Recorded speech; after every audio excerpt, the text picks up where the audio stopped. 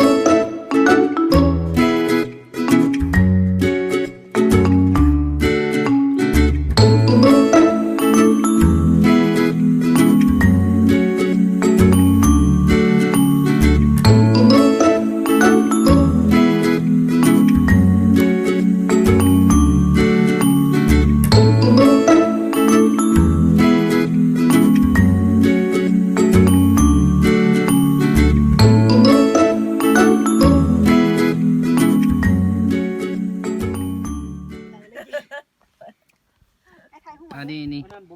ป้าสบายดีกล้องไหม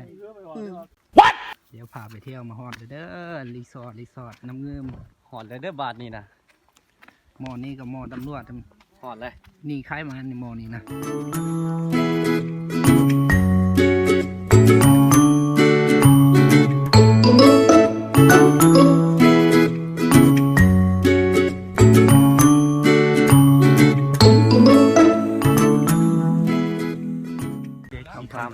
พาม ทรงวิวงามขนาดไหน พาขี้เหือเท่าไรก่อน มันมีหลายรุ่น มีรุ่นไหนของมัน มีเรือใบมีเรือใหญ่จัตสกีไฟฟอดเรือจ้อง เป็นเรือใบรุ่นที่มัน6 ที่นั่ง 5,000 บาทต่อชั่วโมงอันนี้เป็น7,000 บาท7 ที่นั่ง8,000 บาทต่อชั่วโมง ขี้เป็นครอบครัวก็ได้ป่ะ ได้รุ่นนี้เลยเป็นเรือใหญ่เรือสำราญ เดี๋ยวไปเบิ่ง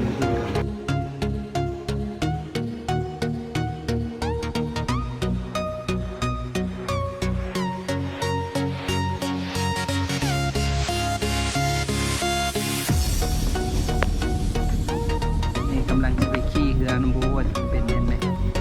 บูเคยขี่จะเรือหมอ เรา นี่ ไปน้องมือนี้เนาะว่ามันเป็นยังไงเนาะ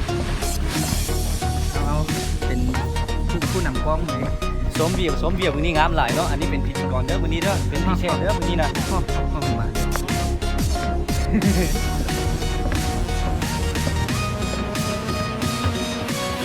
เดี๋ยวจะเป็นยังไงที่ไปเบิ้งตอ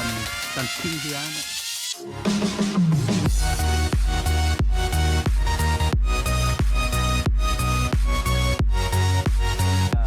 งานของเราประมาณ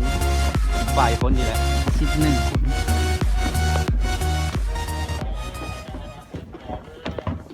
จะค่อยซีขี่ตัวลำใหญ่อะนะลำใหญ่เพราะว่าพวกค่อยมาเป็นทีมเป็นครอบครัวเลยในพวกเข้าตัวอันนี้มันขี่ได้ประมาณ 4-5 คน ครั้งแรกเนาะตัวนี้ก็ขี่ได้แต่ประมาณ 4-5 คนเร็ว 6-7 คนนะวะไปขี่ตัวเยอะๆนะนี่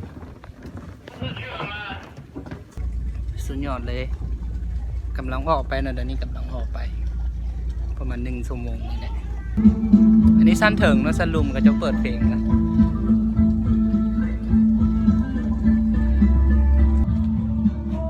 อันนี้คือสั้นเถิงเนาะเรือลำใหญ่อันนี้นะ